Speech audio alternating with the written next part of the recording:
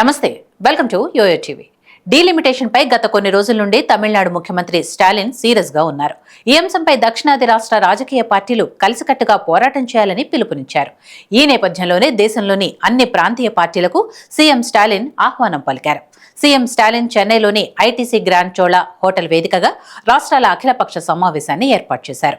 ప్రధానంగా డీలిమిటేషన్ పై హాజరైన నాయకులు వారు తమ అభిప్రాయాన్ని తెలిపారు.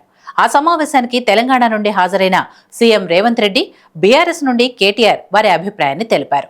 తాజాగా ఈ అంశంపై తెలంగాణ ముఖ్యమంత్రి రేవంత్ రెడ్డి ఘాటుగా స్పందించారు. ఆ వివరాలేంటో ఈ వీడియోలో తెలుసుకుందాం. తెలంగాణ అసెంబ్లీ సమావేశాలు వాడివేడిగా సాగుతున్నాయి. ఈ సందర్భంగా సభలో సీఎం రేవంత్ రెడ్డి డీలిమిటేషన్ కు వ్యతిరేకంగా కీలక తీర్మానాన్ని ప్రవేశపెట్టారు. రాష్ట్రాల అభిప్రాయాలను తీసుకోకుండా డీలిమిటేషన్ చేయడం సరికాదని రేవంత్ రెడ్డి ఆగ్రహం వ్యక్తం చేశారు. జనాభా తగ్గిన రాష్ట్రాలు నష్టపోకూడదని రేవంత్ రెడ్డి అభిప్రాయపడ్డారు. ప్రస్తుతం ఉన్న లోక్సభ స్థానాల్లో ఎలాంటి మార్పులు చేయవద్దని వెల్లడించారు. అయితే తెలంగాణలో అసెంబ్లీ నియోజకవర్గాల సంఖ్యను పెంచాలని ముఖ్యమంత్రి రేవంత్ డిమాండ్ చేశారు. ప్రస్తుతం తెలంగాణలో 119 శాసనసభ స్థానాలు ఉండగా వాటి సంఖ్యను 153కు పెంచాలని సీఎం రేవంత్ రెడ్డి సూచించారు. దాంతోపాటు జనాభాకు అనుగుణంగా ఎస్సీ ఎస్టీ సీట్లను పెంచాలని కోరారు. దక్షిణాది రాష్ట్రాల ప్రాధాన్యతను తగ్గించడానికి డీలిమిటేషన్ ప్రక్రియకు తెరలేపుతున్నారని ఆందోళన వ్యక్తం చేశారు. ఈ తీర్మానానికి పార్టీలకు అతీతంగా అందరూ మద్దతు ప్రకటించాలని రేవంత్ రెడ్డి కోరారు. మరోవైపు డీలిమిటేషన్ అనేది జనాభా ప్రాతిపదికన జరుగుతోందని చెప్పుకొచ్చిన రేవంత్ రెడ్డి 1971లో రాజ్యాంగ సవరణ ద్వారా డీలిమిటేషన్ను 25 ఏళ్లు నిలిపివేశారని గుర్తు చేశారు. డీలిమిటేషన్ పై దేశవ్యాప్తంగా గందరగోళం నెలకొందని తెలిపారు.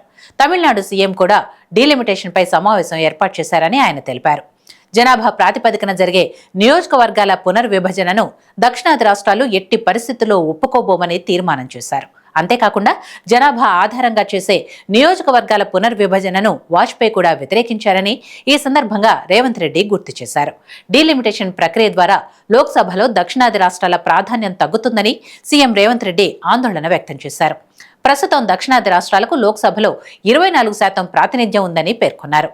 ఒకవేళ డీలిమిటేషన్ జరిగితే అది 19% పడిపోతుందని ఆగ్రహం వ్యక్తం చేశారు.